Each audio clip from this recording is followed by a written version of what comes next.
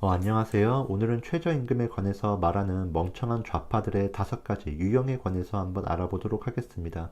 그 첫 번째 유형은 최저임금도 못 줄 바에야 차라리 망하는 게 낫다라고 비아냥거리는 좌파들이 있습니다.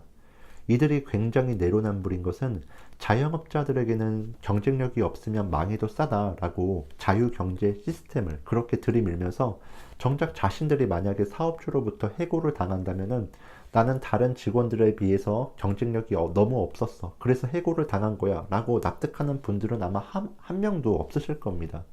아니, 어떻게 자영업자들에게는 그렇게 냉혹한 자유경제 시스템을 들이밀면서 자신들은 법의 테두리 안에서 보호만 받으려고 하십니까?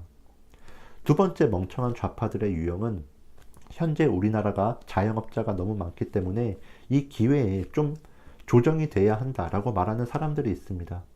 아니 여러분, 현재 우리나라 자영업자들이 많은 것은 양질의 일자리가 부족하기 때문입니다.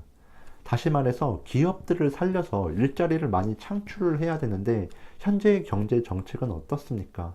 오히려 기업들을 죽이고 일자리를 줄이고 있지 않습니까? 그러면 또 이렇게 반문하는 좌파들이 있습니다. 아니, 최저임금을 올려서 근로자들의 임금이 상승하면 기업들이 만든 어떤 상품들을 많이 살 것이고, 그러면 기업들은 매출이 늘어나니까 직원들을 더 뽑아가지고 실업률이 줄어들 것 아니냐라고 아직도 소득주도 성장에 대해서 맹신하는 좌파들이 있습니다. 제가 분명히 말씀드리겠습니다. 아니 여러분, 그렇게 간단하게 경제 성장을 할 수 있다면 다른 나라들은 왜 하지 않습니까? 아니 근로자들 임금만 올려주면 그렇게 자연스럽게 소득주도 성장이 되면은 별다른 어려운 정책 없이 경제가 팍팍 성장할 텐데 왜 다른 나라들은 하지 않습니까? 현실이 아니기 때문입니다.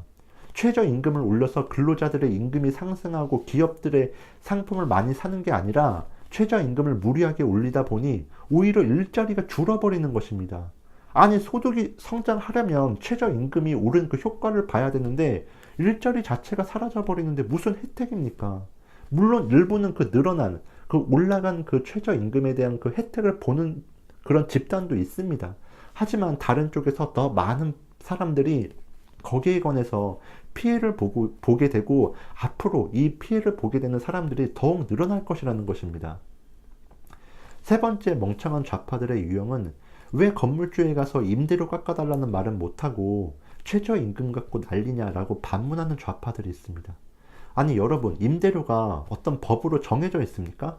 아니 건물주가 자기가 빚내가지고 건물 짓고 내가 이 정도 월세 받겠다라고 말하는 걸 세입자가 뭐라고 반문합니까? 내가 비싸면 안 들어가면 그만이죠. 서울 강남이 너무 비싸다. 그러면 다른 지방 알아보면 되고 어떤 선택권이 있지 않습니까? 최저임금 어떻습니까?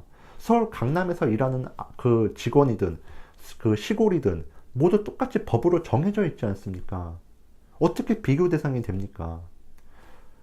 또 네 번째 멍청한 좌파들의 유형으로는 현재의 최저임금으로 4인 가족이 먹고 살 수 있냐라고 말하는 좌파들이 있습니다. 아니 도대체 여러분 무슨 소리 하시는 겁니까? 누가 현재의 최저임금으로 4인 가족이 한 명이 일해서 4인 가족이 먹고 살 수 있다고 말했습니까?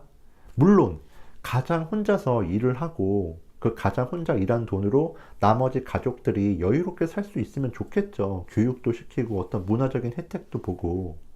하지만 그것은 우리의 이상이지 않습니까? 현실은 전혀 다르지 않습니까? 현실에 맞지 않는 이상을 쫓다 보니까 그 결과가 어떻습니까? 우리에게 그 이상이 다가오는 것이 아니라 오히려 일자리가 줄어나가고 있지 않습니까? 제발 현실을 바라보시길 바랍니다.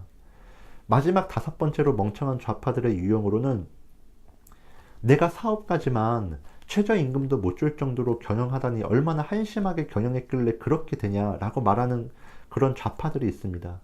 제가 이렇게 댓글 다는 좌파들 제가 장담하건대 10명 중에 9명이 백수거나 전혀 상관없는 일을 하는 사람들일 것입니다.